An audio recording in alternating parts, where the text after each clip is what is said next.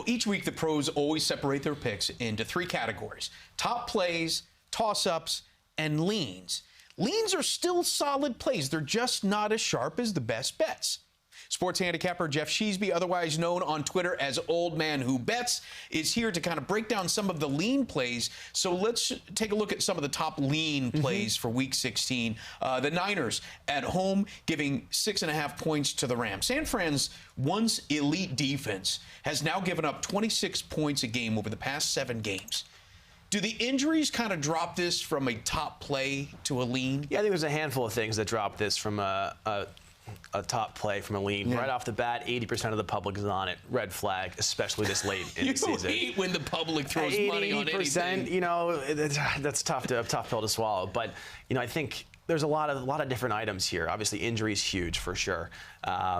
And I just think that the Rams are overrated. You know, we hammered the Cowboys last week. What happened? The Rams got absolutely smacked. We have Jared Goff on the road, where he historically hasn't been good. If we look at his numbers over the last 16 calendar year games, very similar to Mitchell Trubisky's. Interesting. No longer maybe that MVP caliber that we've been looking at. But, you know, there's things that I do love about the Niners. One, they're coming off an absolutely poor showing. I'm hoping that was because they were looking ahead at this game. In terms of that offensive efficiency is at 9th. The Rams only 18th. Kind of backing up that Jared Goff, maybe an average quarterback stat. But nonetheless, the Niners on offense, you know, 4 amazing running backs, great line, great tight end, solid receivers, especially with the addition of Emmanuel Sanders. I love all of that, and exactly what I said last week, where I was very wrong about what happened, right? We had them at 10.5. They got smacked. A spade's a spade. I own that every day of the week. But nonetheless, you know, this defensive efficiency side is also great. You know, the Niners right now are 2nd in the league, only behind the Patriots. Fine, they allowed some extra points. You know, one of them was a garbage time touchdown last week versus the Falcons. So you do weigh the type of score and when it came. Yeah, for sure, especially on that one. You know, that just seemed like a game that they flat out didn't show up to. They were coming off a big win. Again, look-ahead spot against the Rams, didn't show up. I think what's super interesting, another reason why I'm looking at this as just a lean and not necessarily a lock, is looking at how the Rams have responded after getting embarrassed. They allowed 55 to the Bucs early in the season. What do? They come out and smack the next team. When they lost to, who was it? The Niners, the first time, they lost by 14. They come back and they destroy the Falcons.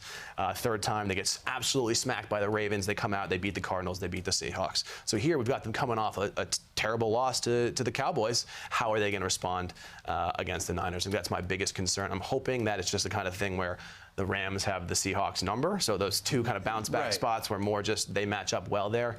But nonetheless, I do lean towards, you know, the Niners back at home off an equally as terrible of a loss at -6.5. All right, well, let me throw something out here to you, because the Niners are kind of stuck in this wild card spot right now. Maybe not locked into the wild card spot, but the Rams have found a way to get themselves back in the playoff picture.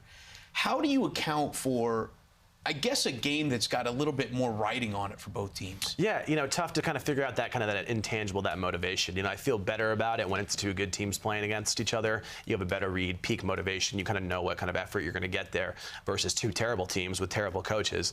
You know, that's where the variance, I think, really kind of offsets itself. But the NFL this year has been all over the place. No locks have been locks. No leans have been locks. No, maybe toss-ups have been locks. You know, it's the type of thing where literally anything can happen week in and week out. We look at that last week, right? We look at the Rams and all these bounce back spots. Like, how can you be so poor one week? Is it under preparation? Is it being overcoached? Is it that your team just isn't that good? Is it that your team matches up in different spots?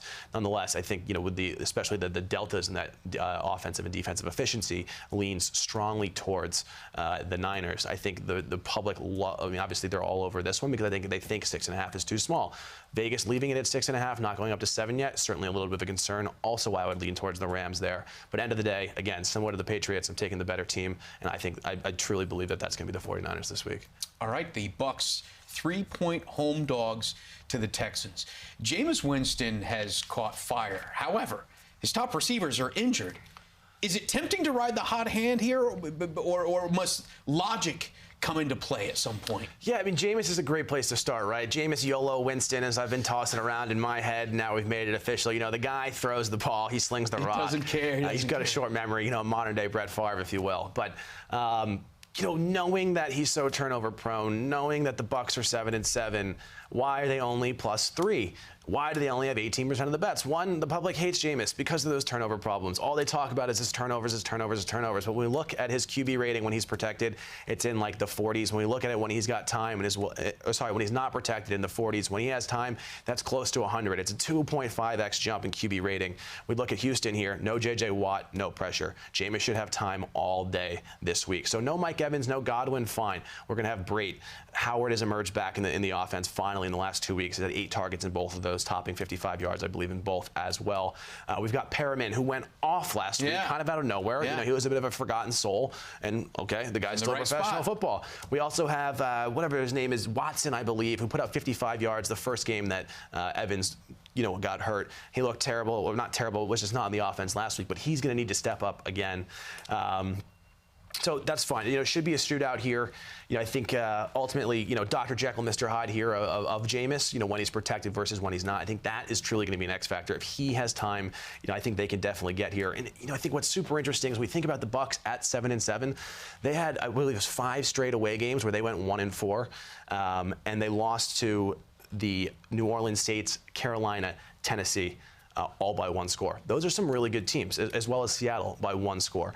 The ball, maybe one less Jameis interception when he was pressured, fine. They lost those games for a reason, but 4 of those losses against great teams on the road in a 5-game away streak, that is very, very challenging for a team. So I think they're kind of regressing back to the team that they were expected to be. This was supposed to be a breakout year. Sure. Feels like almost every year is supposed to be a breakout year for them, but I think here we are, and again, a short line at home, something that I do like. And the other thing, too, is the over-under here is at 50.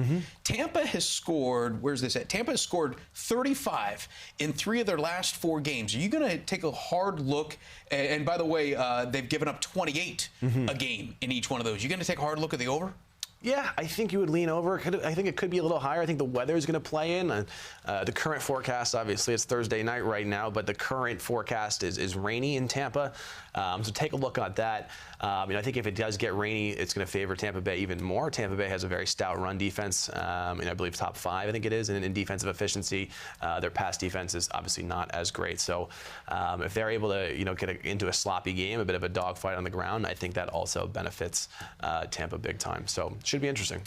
I want to get a little bit of a look ahead to Week 17, if we could here, because I feel like that is a treacherous week for any pro bettor. So many variables. You've got starters that are resting. You've got teams that are tanking, players trying to finalize their season stats. How do you look at Week 17? I approach Week 17 with caution, I think, is a smart way. Do you just stay away from Week 17? Yeah, maybe. At the macro level, I don't want to say yes or no, because there's always times that you think you can find that edge, right? So of Week 17 versus all the other weeks, for sure, I'm going to be lighter on that. I think you said it, backups. We have starters resting. We've got starters playing half the game. Unless you're the Patriots, Brady will play all 4 quarters. But sometimes those backups have fresh legs. Yeah. And they're capable backups. And they're playing for their jobs, right? So, there's even with the motivation. mediocre teams, these guys are trying to be on a roster next year. So it's like, how can you really quantify that into a stat? That, I think, is where, obviously, the challenge really stems from. So I haven't taken a big look at the board next week. I'm optimistic we'll have some great playoff implication matchups. And then that also gets fun, especially if you have a team that needs to win to get in. The other team loves to play spoiler, right? Oh, there's nothing better. Yeah, so I think you got to really take it more so than other weeks at a game by game. I think macro trends that where a home team will cover X amount of time, whatever, over the last 4 seasons. I think that matters less. I think the variance is higher. So tread lightly, maybe lower your unit size, have fun, grab a beer, and be good.